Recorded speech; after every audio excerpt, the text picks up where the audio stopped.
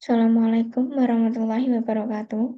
Perkenalkan, nama saya Sujai Veronica dengan NIM A11 2023 15192.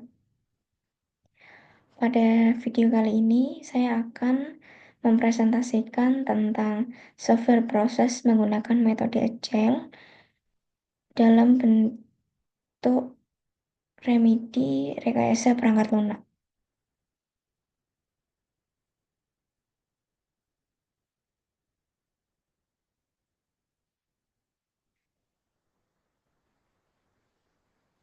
Nah,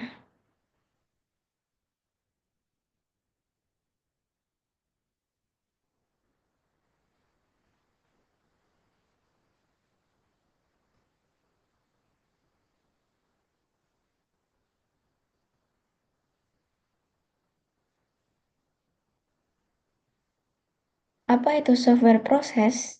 Software proses adalah serangkaian aktivitas, metode, praktik, dan transformasi yang digunakan untuk mengembangkan dan memelihara perangkat lunak.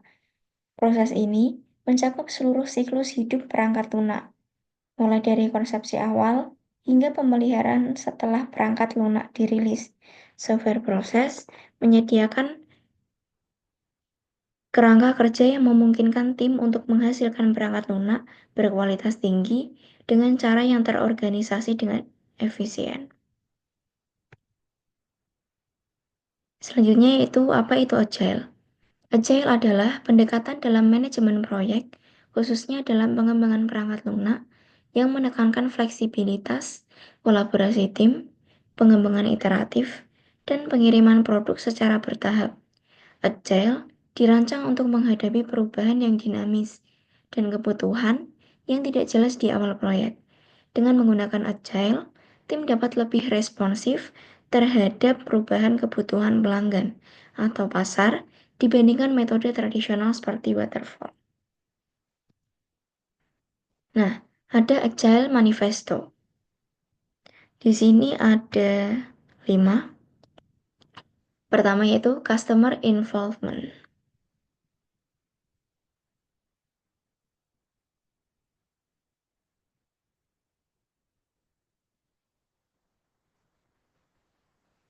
Customer involvement. Pelanggan harus terlibat erat selama proses pengembangan. Peran mereka adalah menyediakan dan memprioritaskan persyaratan sistem baru dan mengevaluasi iterasi sistem. Yang kedua yaitu embrace change. Mengharapkan persyaratan sistem untuk perubahan dan merancang sistem untuk mengakomodasi perubahan ini. Ketiga yaitu incremental delivery. Perangkat lunak dikembangkan secara bertahap dengan pelanggan menentukan persyaratan yang akan disertakan dalam setiap penambahan atau increment.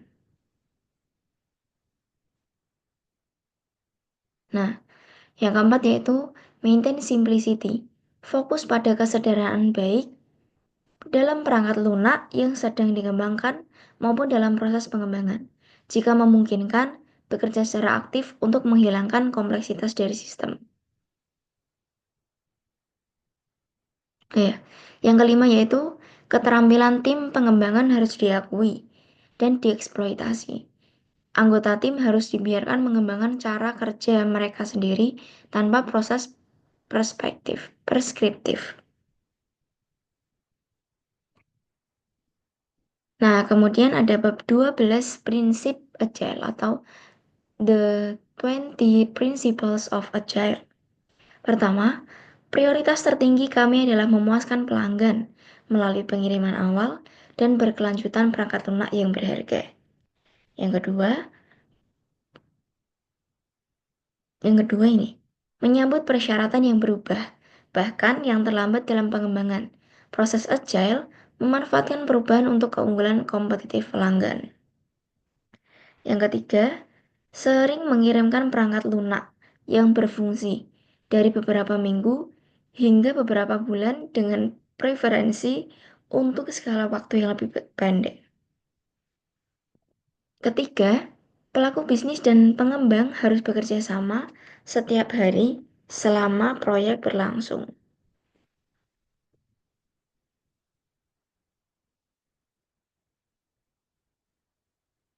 Nah, kelima, bangun proyek di sekitar individu yang termotivasi, beri mereka lingkungan dan dukungan yang mereka butuhkan, dan percayakan mereka untuk menyelesaikan pekerjaan. Keenam, metode yang paling efisien dan efektif untuk menyampaikan informasi kepada dan di dalam tim pengembangan adalah percakapan tatap muka. Jadi ini melakukan percakapan tatap muka. Kemudian, perangkat lunak yang berfungsi adalah ukuran utama kemajuan. Kemudian, prinsip berikutnya, proses agile mempromosikan pembangunan berkelanjutan. Para sponsor, pengembang, dan pengguna harus dapat mempertahankan kecepatan yang konstan tanpa batas waktu.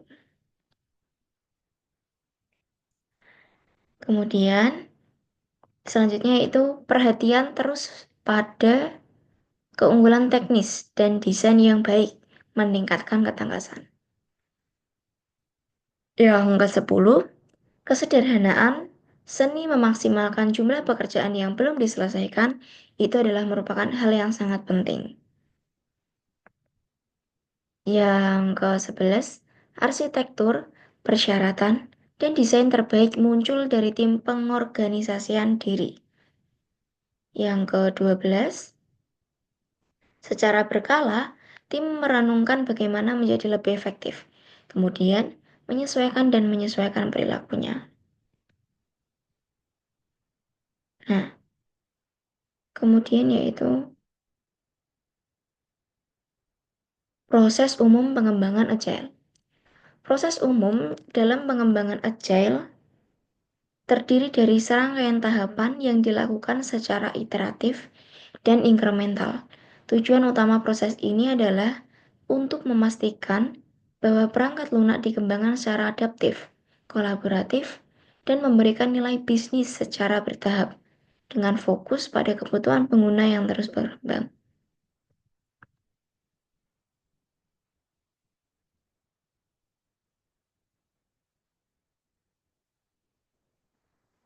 Nah, berikut adalah beberapa keuntungan agile.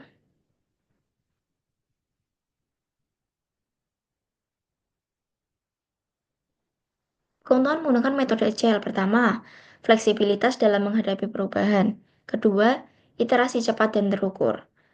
Ketiga, umpan balik berkelanjutan. Keempat, pengurangan risiko proyek. Kelima, time to market lebih cepat. Keenam, transparansi dan kolaborasi tinggi. Ketujuh, motivasi dan kepuasan tim. Kedelapan, kualitas produk yang lebih baik.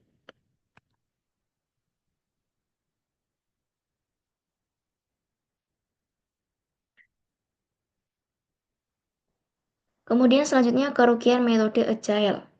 Pertama, sulit diterapkan pada proyek yang tidak jelas. Kedua, memerlukan komitmen tinggi. Ketiga, dokumentasi yang kurang lengkap.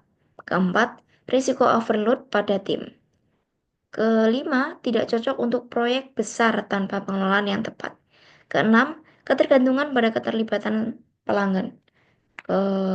Yang terakhir, sulit untuk memperkirakan biaya dan waktu. Jadi, metode agile ini tidak cocok untuk eh, proyek yang tidak siap. Jadi harus tepat pengelolaannya.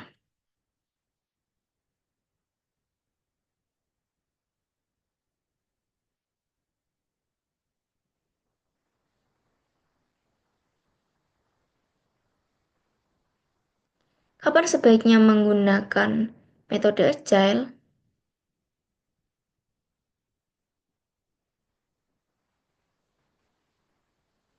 Pertama, kebutuhan proyek atau spesifikasi produk belum sepenuhnya jelas di awal.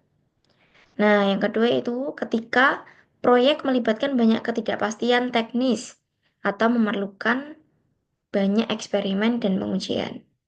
Nah, yang ketiga ini, jika proyek melibatkan pengembangan produk baru yang belum pernah ada sebelumnya. Nah, yang keempat ini, jika perusahaan ingin merilis produk secepat mungkin untuk mendapatkan pangsa pasar lebih awal. Jadi, Kalau ingin mendapatkan pangsa yang lebih awal menggunakan metode agile itu sangat baik ya. Kemudian, ketika tim memiliki kemampuan untuk bekerja secara mandiri, mengambil keputusan cepat dan berkomunikasi secara efektif. Yang keenam yaitu jika pelanggan atau pemangku kepentingan bersedia terlibat aktif dalam setiap tahap proyek.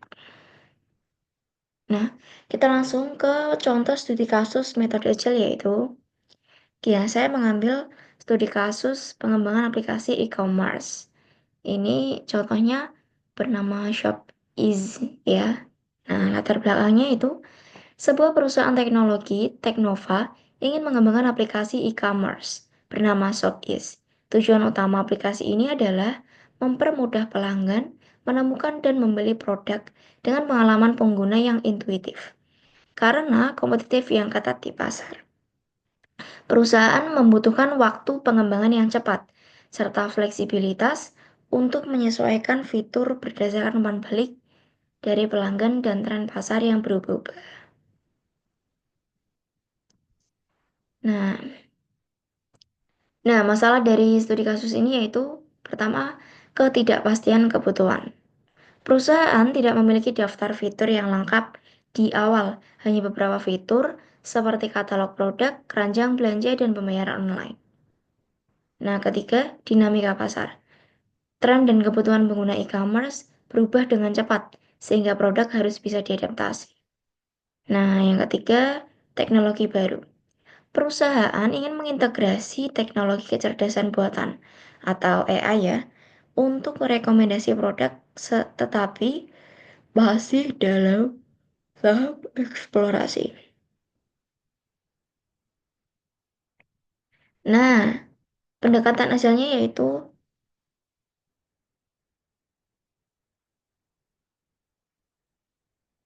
perencanaan awal, visi produk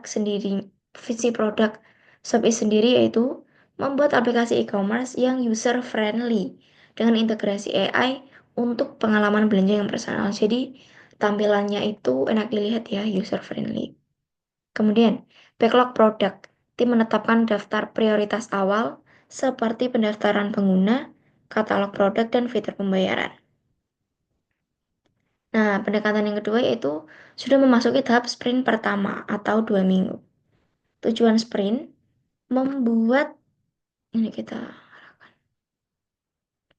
membuat fitur dasar untuk katalog produk dan pendaftaran pengguna. Hasilnya, aplikasi prototipe sederhana yang memungkinkan pengguna melihat daftar produk dan membuat akun. Ini minggu kedua sudah menghasilkan prototipe ya.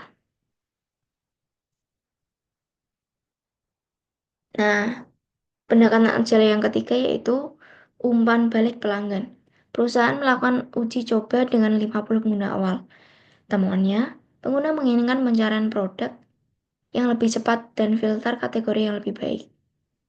Dan keempat, sprint berikutnya. Tim menambahkan fitur pencarian dengan filter kategori dan mulai mengintegrasi algoritma rekomendasi dasar menggunakan AI. Setiap 2 minggu, tim mempresentasikan peningkatan kepada pemangku, kepentingan dan menerima umpan balik untuk iterasi berikutnya.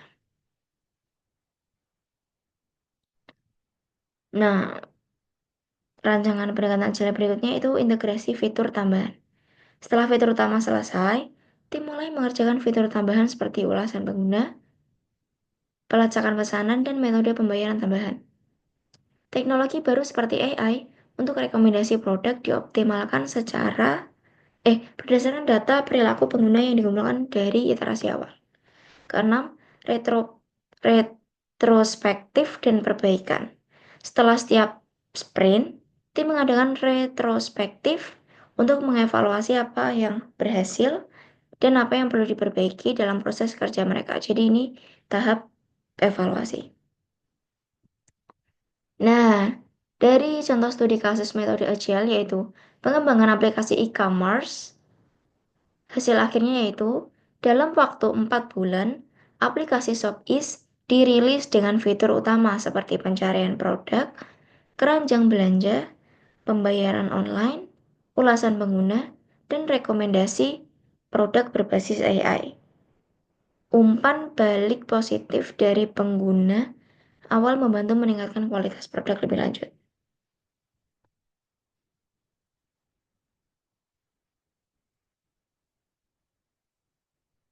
Sekian yang dapat saya sampaikan. Terima kasih atas perhatiannya. Mohon maaf apabila ada kesalahan kata atau perilaku yang kurang berkenan. Wabillahi taufiq wal hidayah. Wassalamualaikum warahmatullahi wabarakatuh.